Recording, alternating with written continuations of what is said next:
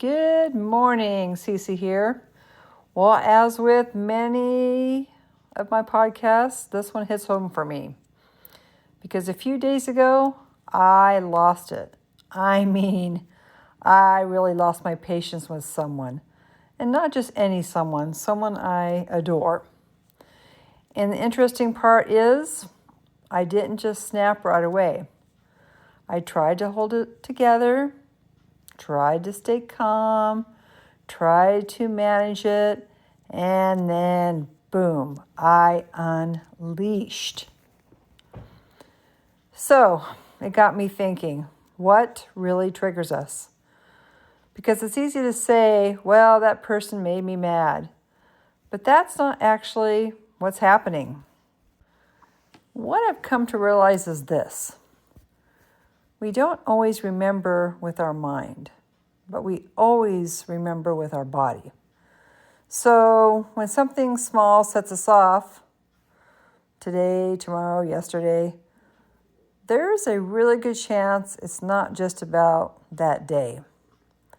It's about something from the past. As kids, we learn how to respond to stress based on what we experienced. If you had a less than nurturing environment, maybe you learned to stay quiet. Don't rock the boat. Don't express yourself. That was me. I was the good kid. Did my homework. Didn't cause problems. But what I was really doing was bottling everything up. And when you don't express it, it doesn't go away.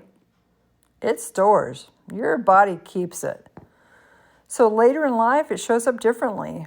Maybe it's overworking or overeating or shutting down or exploding. And that explosion, that's what we call a trigger. But the trigger, it's not just about the moment.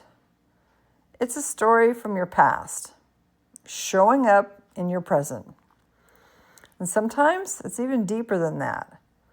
Someone in your life does something, and your body connects it to something from your past. Not logically, but emotionally. So now, you're not just reacting to them, you're reacting to something old.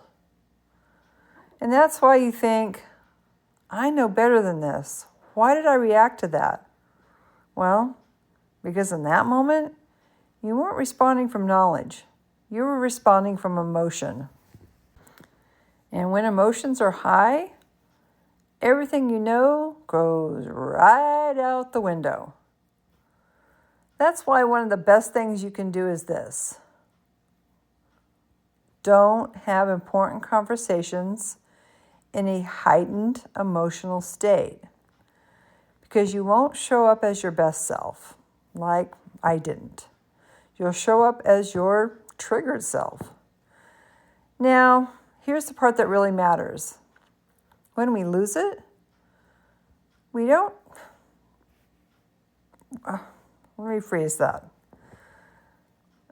It does not make you a bad person. It just means you had a bad moment. So after you calm down, try this. I am a good person who lost my temper, or I'm a good parent who had a moment, or I'm a good spouse who reacted poorly. Because what you did is not who you are, or at least not for most of us. And what matters? Because that moment you start telling yourself, I'm a bad person or I'm a bad parent, that doesn't help anyone. It keeps you stuck. Instead, you take responsibility, you own it, and then you repair it. And this is really important, especially if your trigger involved a child. You go back to them and you tell them, this wasn't your fault. It was about me. Because if you don't, they may carry that moment into their own story, into their own body, into their own adulthood. And that's how these patterns continue. Sometimes what we're reacting to in others is something we had to suppress in ourselves. So when it comes out, it doesn't come out gently. It comes out all at once. And honestly, that's what happened to me. I have spent a lot of my life suppressing. And at some point, you just don't want to suppress anymore. But if you don't learn how to express it in a healthy way, it will come out in a very unhealthy way. So yes, I lost it. But instead of beating myself up, I asked, what is this trying to show me? Because triggers aren't just problems, they're clues. They show you what still hurts and what hasn't healed yet and what needs your attention. And it's okay to have those moments. We're all human. What matters is you don't stay there.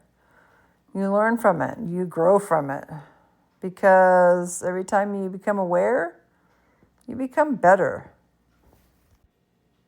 So here's something I really want you to hear, including myself. Your trigger is not the problem, but your awareness of it is the opportunity. Most people go through life reacting, blaming, and repeating the same patterns over and over again. But the moment we stop and say, wait, this isn't just about me, and it isn't about right now, that's the moment everything starts to change. Because now you're not just reacting, you're growing. And sometimes that reaction you had, that wasn't anger. It was an old version of you finally being heard. And maybe, just maybe, it's not something to be ashamed of. It's something to finally understand and heal. Heal from the part of you that didn't feel seen or feel heard or feel safe. And this time, you get to show up for that version of you. If this resonates with you, I'd love to hear your thoughts. And remember, life's too short to live with regret. Choose better. So as always, take care of your mind, and the rest has a better chance of falling into place. Until next time, this is Cece, and this is Cece Talks Life, real talk, real life.